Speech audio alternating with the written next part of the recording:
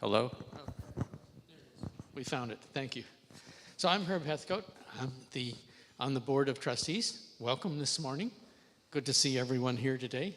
I have 3 announcements. One is the Women's Covenant Group. It's coming up at 7 p.m. tomorrow evening, Monday the 6th. It meets monthly in a caring relationship to discuss a topic provided by one of the members, and it's open to new members, so you can contact Carolyn Kemkes for more information about that. On Wednesday, November 8th, we have the Marvin Evans Reading Group. So via Zoom, we're meeting at 1:30. This month, we've been reading Rational Mysticism by John Horgan. And again, we're open to have people join us. There's announcements in the Beacon regularly about what we're reading. And you can contact me if you're interested. And that's on Wednesday, November 8th. Also on Wednesday, November 8th is the Writing as a Spiritual Practice, which is organized by Reverend Zachary. It's a monthly writing experience. This month's topic is on gratitude. So you can contact Reverend Zachary about that. And we have a men's group that meets, that's open to new members. We meet via Zoom. That's coming up next Monday. We meet the second Monday of each month at 7 p.m. So if you're interested in the men's group, you're welcome to contact me. Thank you.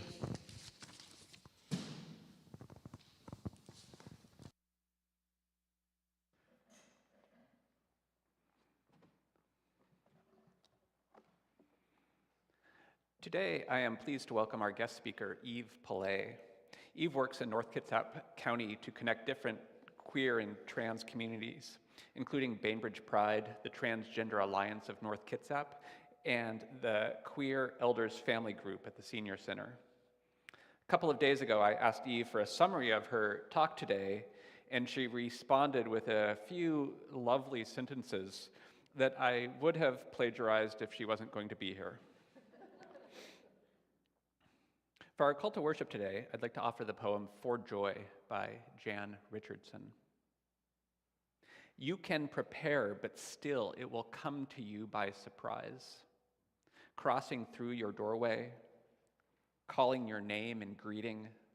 It will astonish you how wide your heart will open in welcome for the joy that finds you so ready and still so unprepared. Come, let us worship.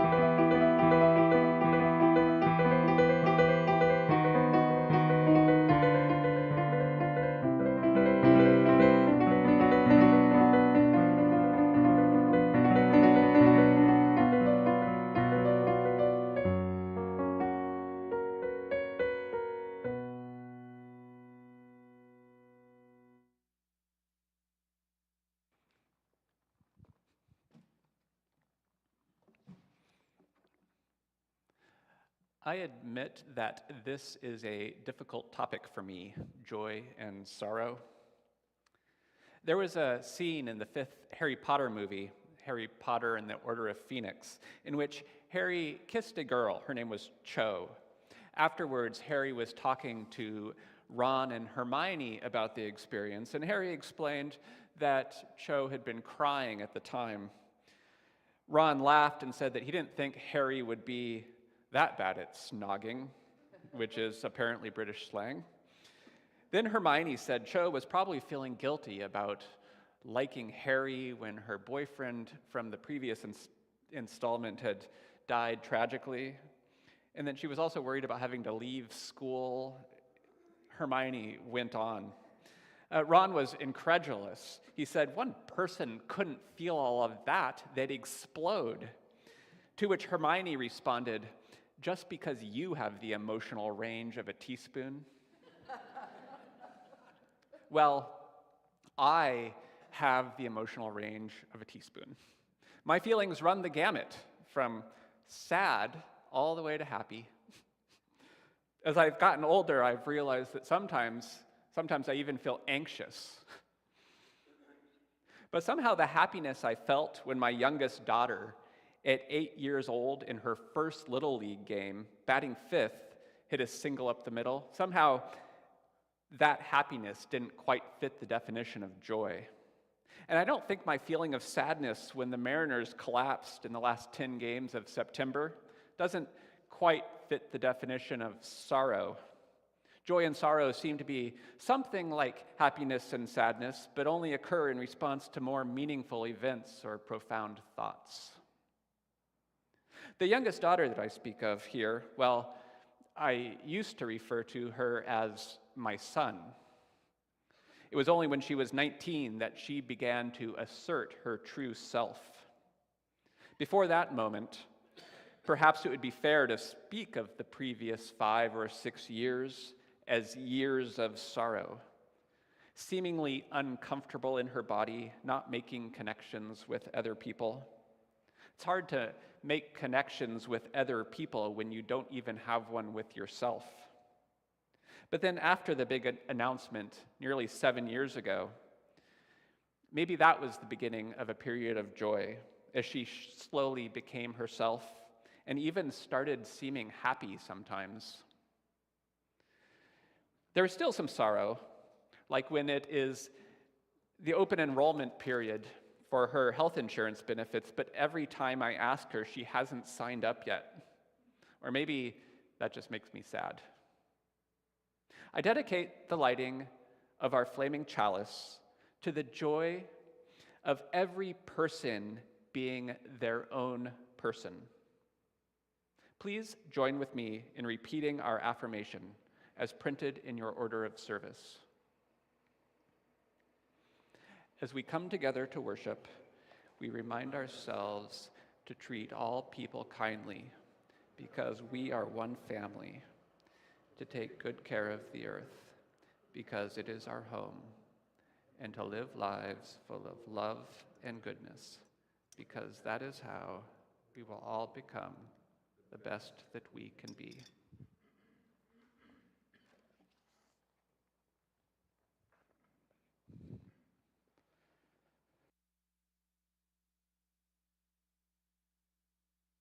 I invite you to stand and sing our opening hymn, number 407.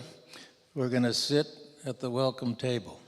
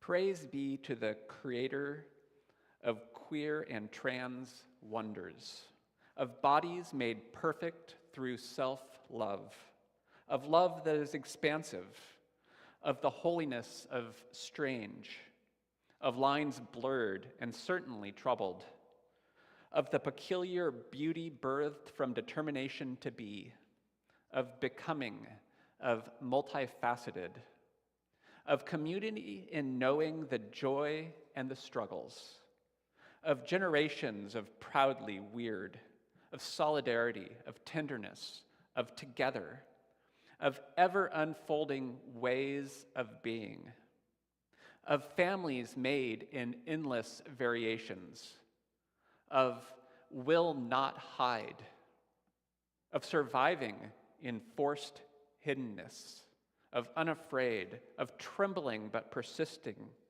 of sacred connection in flesh, in heart, in sharing resources, in being with one another. Amen.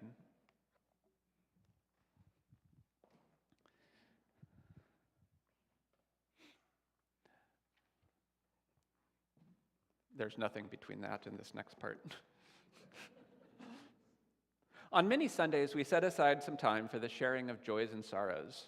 If you have a joy or a sorrow that you would like to share, please come forward, state your name, and in a few brief sentences, share your joy or sorrow.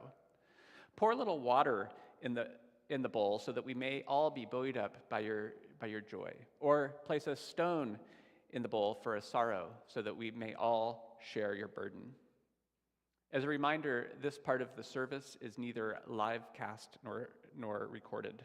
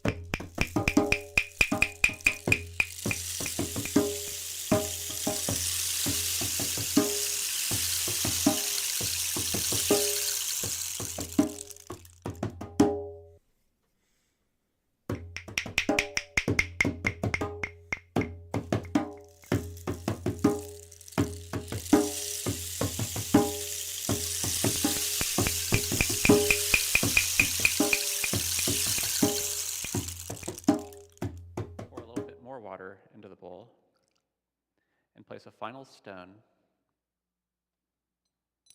for all of the joys and sorrows that remain unspoken, held delicately in our hearts.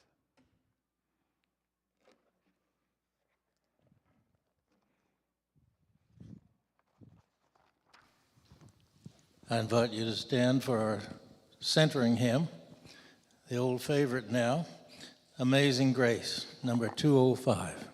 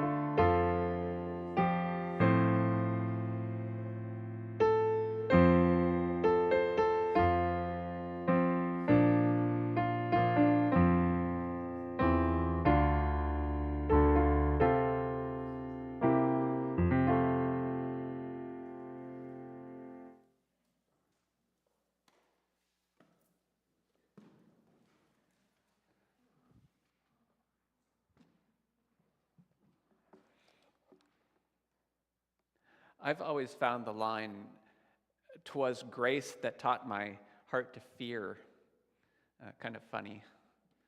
Of course, it doesn't mean fear in the sense that it's normally used today. And the song even emphasizes the distinction with the next part of the sentence, "and grace my fears relieved." In the first usage, it seems to mean more respect or even love. The object of this fear is God. At Cedars, you can continue to fear God, but you can also find another path. At Cedars, you can choose any path that you would like. I personally have chosen a path that puts each person and their own struggle with existence at the center. And Cedars allows this. If Cedars is to continue to exist, we must support it with our energy, our spirits, and yes, our money. If you are visiting for the first time, please feel free to let the baskets pass you by. You are a guest, and we are happy simply that you are with us today. Will the ushers come forward to collect the offering?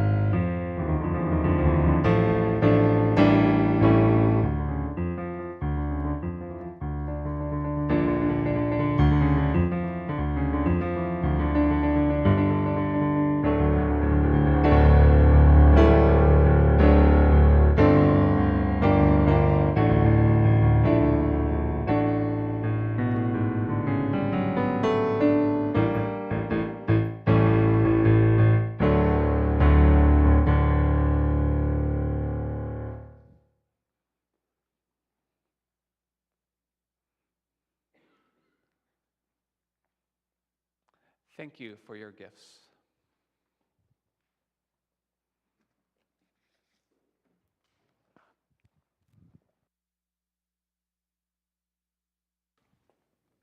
Thank you. I want to thank you all for having me here. I am so surprised that in this point in my life that I find myself addressing a congregation. I'm a nice Jewish boy turned girl from Milwaukee, Wisconsin, born while technically Harry Truman was still president. So, whoa. I want to thank Gregory for his words and taking all my thunder away, because that was incredibly well spoken. I want to give props to wonderful music. And, that I have spoken at a number of churches and temples. This is the most fun musically so far. And I would like to say, I'm talking about joy and sorrow, that they exist together. There's not just, I'm living a life of joy or I'm living a life of sorrow. You have this beautiful way of acknowledging both at once. And I am incredibly impressed by that. I found myself once when at my daughter's wedding, dressed like this, something like this, having a difficult time because my former wife didn't even want to be in a picture with me. And yet, at the same time, this was my daughter's wedding.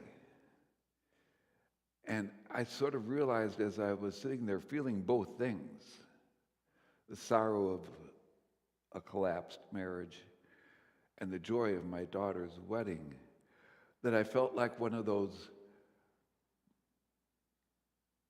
Hindu images of a god who's got all these arms outstretched out, but two hands in front. And I thought, I can hold the light of joy and the tears of sorrow at the same time. And if I hold them both, I do not let one extinguish or destroy the other. They are central to what being religious, being spiritual, however you want to describe it, is about. The ability, and this happens in churches, in faith, in community, that you can hold both and take the lessons of both as you move forward. And at the same time, all those arms behind you are taking care of the daily tasks. That's what it's about. This is Transgender Awareness Month, or the Transgender Awareness Week coming up. People keep changing this on me. I'm never getting the memo. The Transgender Day Remembrance is the 20th, but we do our event at Bema on the 19th because it's a Sunday and people can show up. And we read names of those we've lost in the last year to murder and suicide. I always look at this as we are welcoming the spirits of those who had too little welcome in their lives. And the truth is, we all, trans or not, know people like that. You can look at the headlines, you can look at the bylines, you can look at the little stories, you can see anything, and you will find people who do not find the welcome that they need. You can go down and see homeless people. You could become homeless a person. What separates us is just a membrane. And so I can talk about the murders and the suicides with just nothing but sorrow. But I will say, look, we are doing this not because we are saying that the trans community needs special recognition. We are doing this because we stand in for all of those who have not had welcome that we needed. All of us. The whole Middle East, the Uyghurs, the femicides across the world. We stand in because we are visible always. I can't fake it. I'm a trans woman. As Gregory was saying, the hardest thing is to come out to yourself. Coming out to the rest of the world turns out to be much easier once you've done that. But even today, while we become the subject of so many public discussions, we are at the center of this political vortex. For some reason, we who are the minority of the minority are the targets. We who honestly are just trying to get by, we who are not the drag queens doing a performance, but we are the ones who like the drag queens doing readings because kids love those things. Kids love fantasy. They're not getting indoctrinated, they're not getting groomed, they're just saying, oh, this is fun. This person is really weird and a lot of fun. And we give people they give people permission to be weird, which is kind of what we all need. What we don't need is to just define ourselves by our troubles. Excuse me. We don't need to say, as allies, I recognize your problem here and your problem here and your problem here.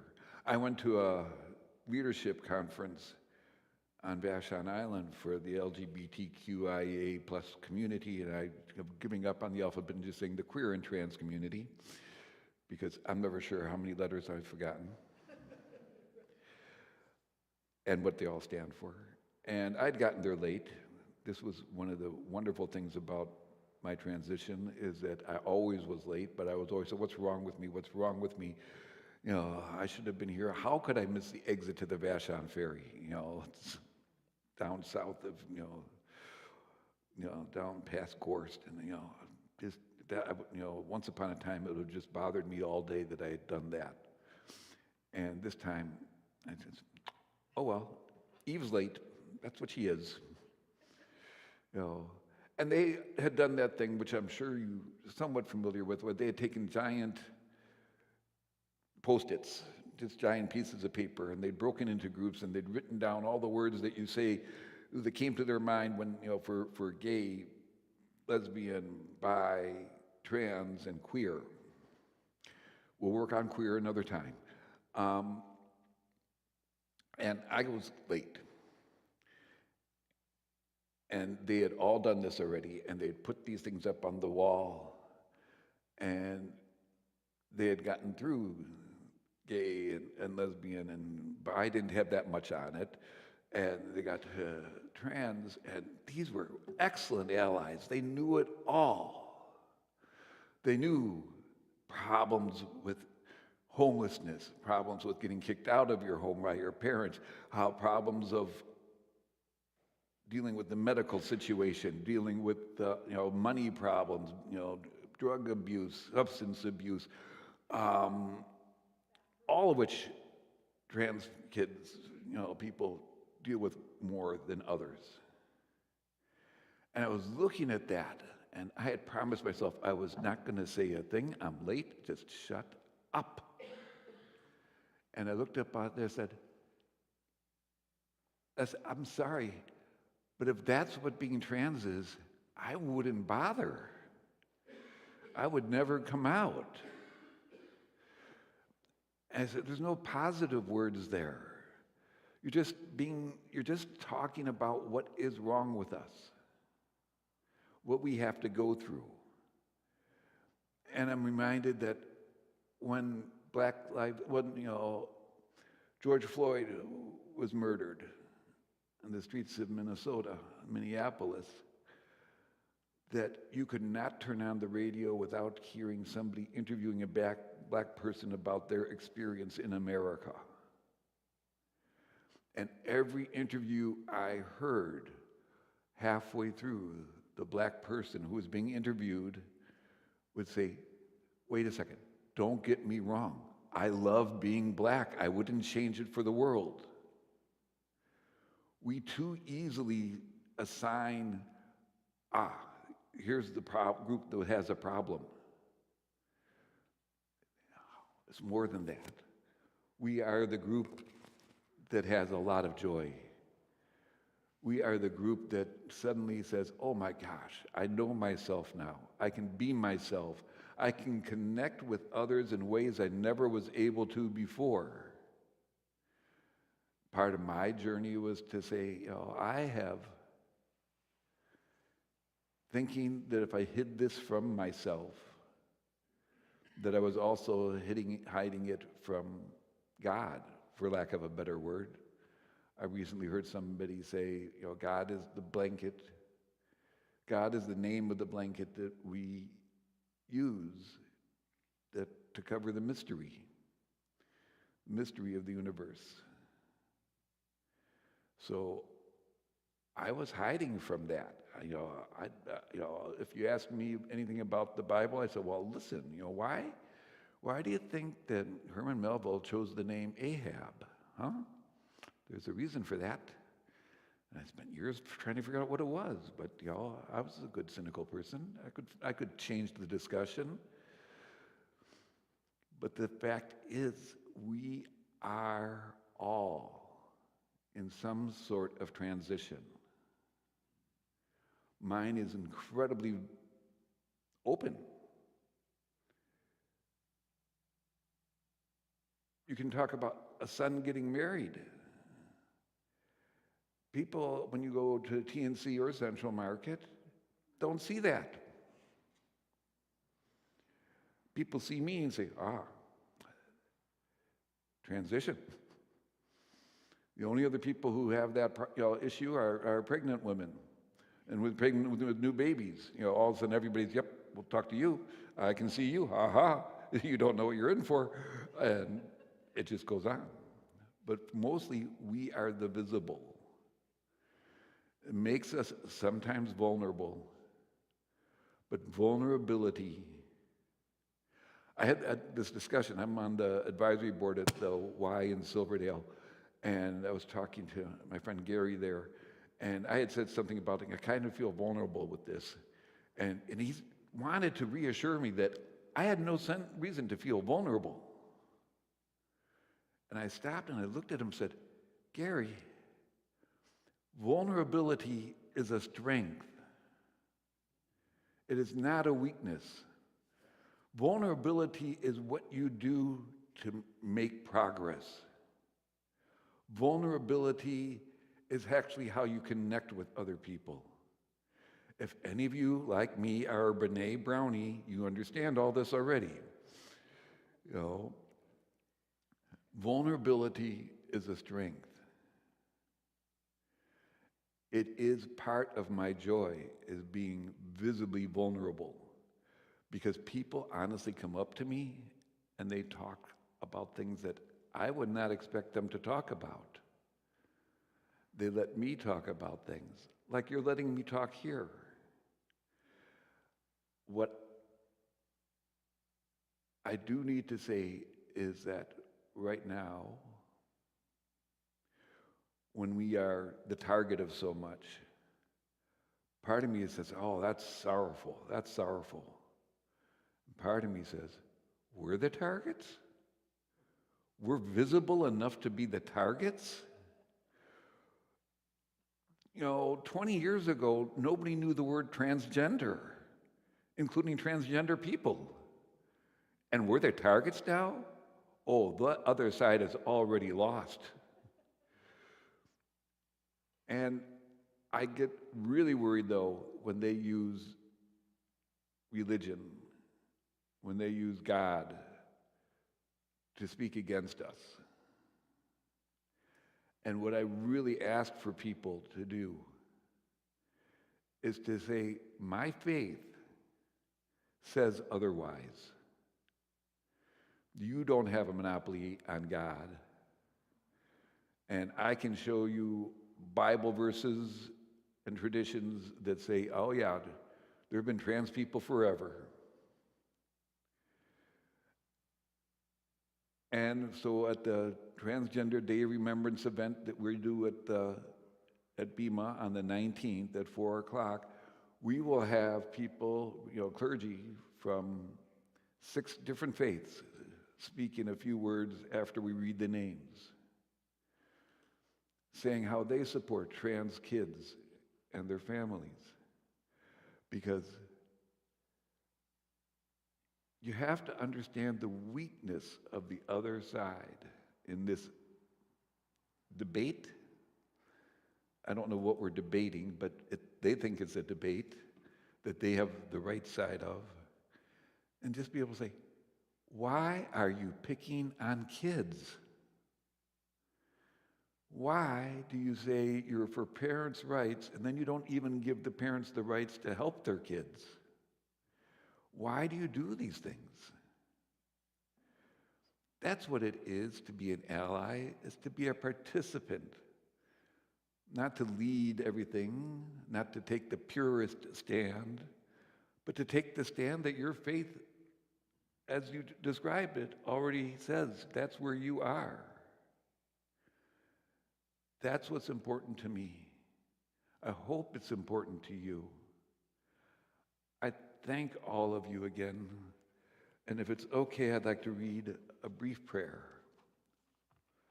from Rabbi Reuben Zellman from transtorah.org. The fact that there's a transtorah.org.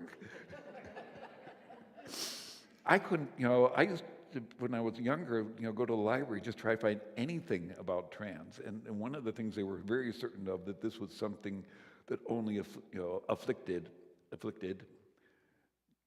men. There's nothing like that for women. Yeah, tell me about it. I have found so many trans guys and love them all and jealous of them because their voice drops. My voice did not go up. And they get these hipster beards. And if you ever want to know you're at a trans convention, just know that there's a lot of really tall women and a lot of really short men. And you'll say, I know what this is. But we are the in-between people. And this prayer is the twilight people prayer. For those who say that everything is black or white, night or day, there is dawn and there is twilight. And this prayer assumes that we're reading it at twilight, but it is always twilight somewhere. So, as the sun sinks and the colors of the day turn, we offer a blessing for the twilight. For twilight is neither day nor night, but in between. We are all twilight people. We can never be fully labeled or defined. We are many identities and loves, many genders and none. We are in between roles at the intersection of histories or between place and place. We are crisscrossed paths of memory and destination, streaks of light swirled together. We are neither day nor night. We are both, neither and all. May this sacred in-between of this evening suspend our certainties, soften our judgments, and widen our vision. May this in-between light illuminate our way to the God who transcends all categories and definitions. May the in-between people who have come to pray be lifted up into this twilight. We cannot always define. We can always say a blessing. Blessed are you, God of all, who brings on the twilight. Thank you.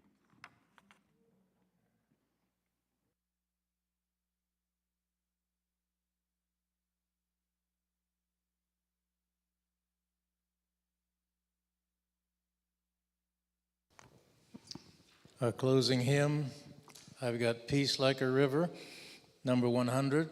I invite you to stand. And notice that we repeat each verse. So we sing each verse twice before we go on to the next one.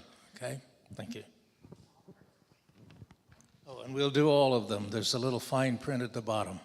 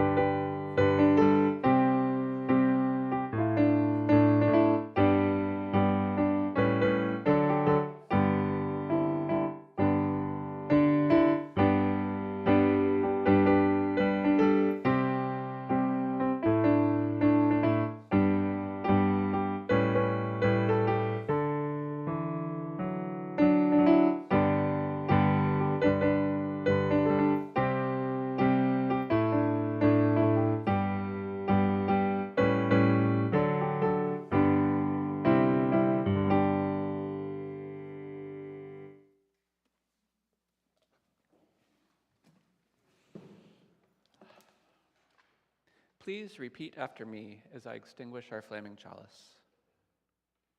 We extinguish this flame, but not the light of truth. The warmth of community or the fire of commitment.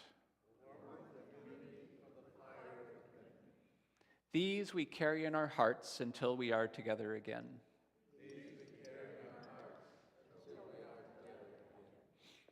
Return out to the world and choose love.